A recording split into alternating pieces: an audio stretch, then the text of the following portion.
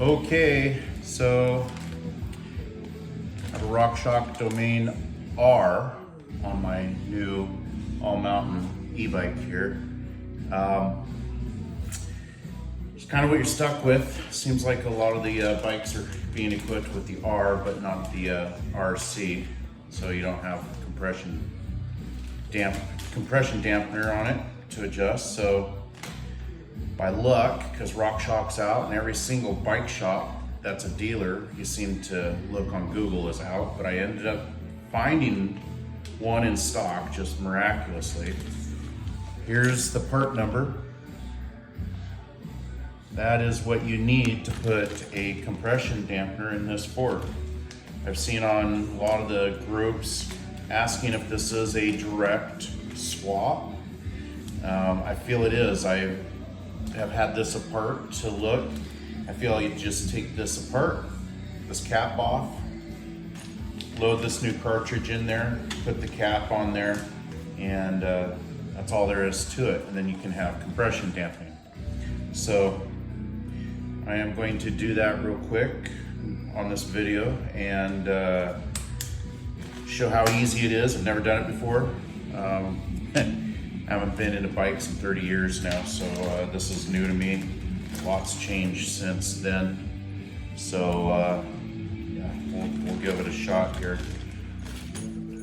So first thing is use your Hyperglide HG tool here to remove this. Back in the day, this was like the only cassette option, one of the only. There's only like one other one, and it's amazing how many are available today. But this is, you know, we called it Hyperglide back in the day. It's HG now, it seems. So you just remove this with that same tool.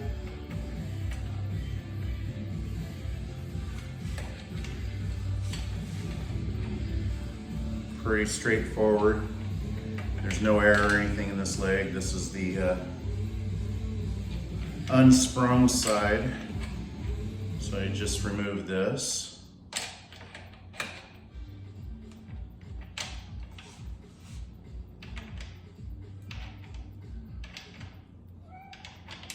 Get it out.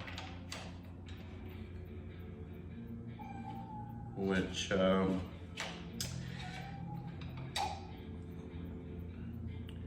there we go. I've only had 4 rides on this bike, so I'm not servicing the oil. I don't see a reason for it.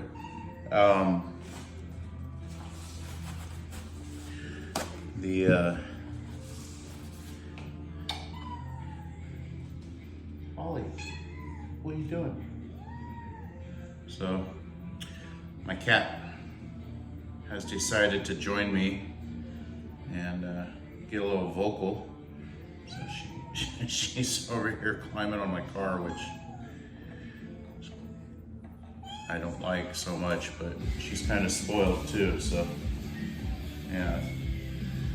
But there you go, you take this out. This is pretty much identical dimensions here. Looks like it pushes down onto whatever is in that fork to put some preload on it. So I get some grease out of the cabinet because I forgot to grab that.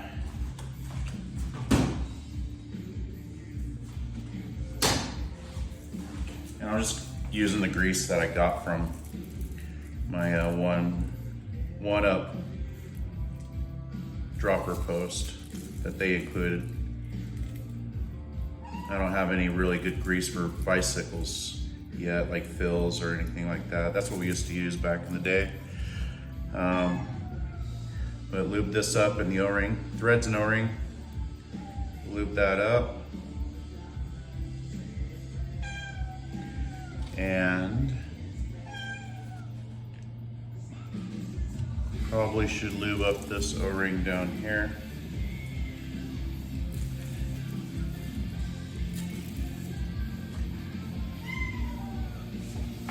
Always, what? Stop. What? What? Come on. Come on, man. Come on. Come on. Hey, come on. Move it. Come on. Hurry up. There. So, thread this down in here. Push that down. Get to seat. Be careful not to push any oil out. Okay, that is bottomed out now.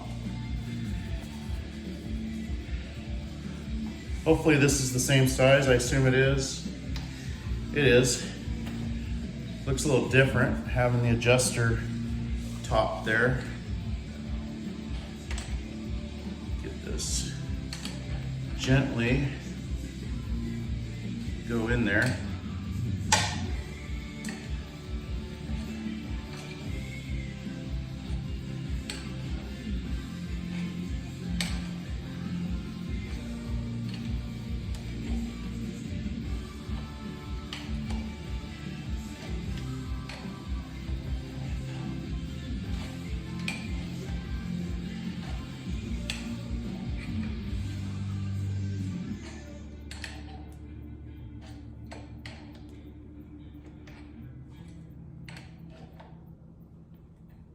I mean, you could use a ratchet with a socket here if you want.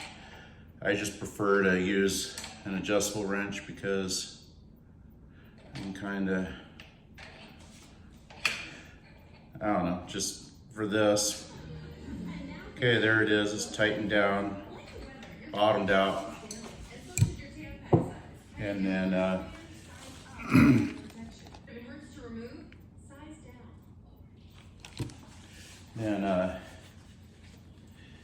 just wipe up the area.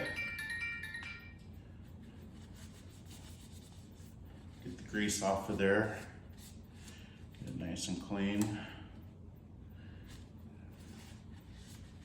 Wipe it down with some alcohol if need be. And then next is the adjuster cap, which looks like it's got a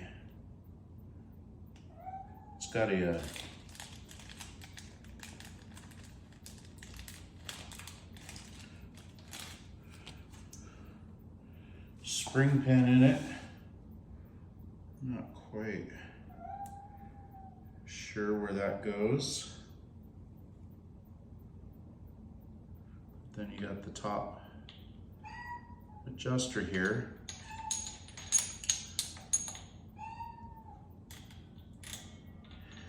So I'm going to set this so that it is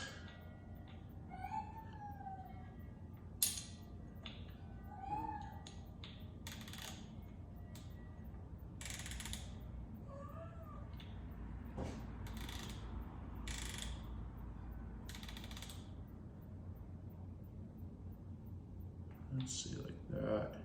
Kind of, it's indexed obviously like a hex, so you kind of find the spot you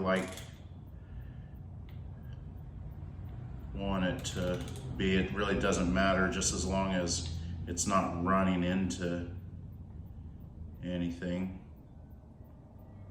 And then looks like this is an Allen key.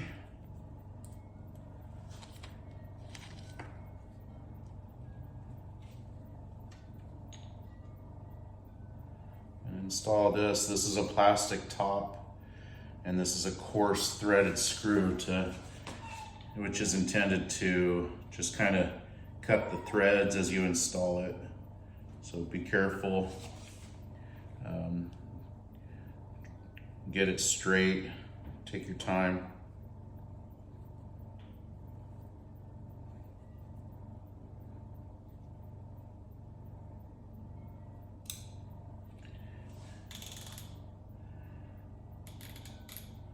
And there it is.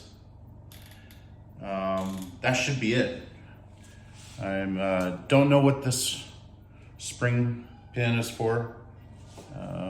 Maybe have to do some Google looking, but or if anybody has any ideas, please comment and let me know. But that's it right there, all done.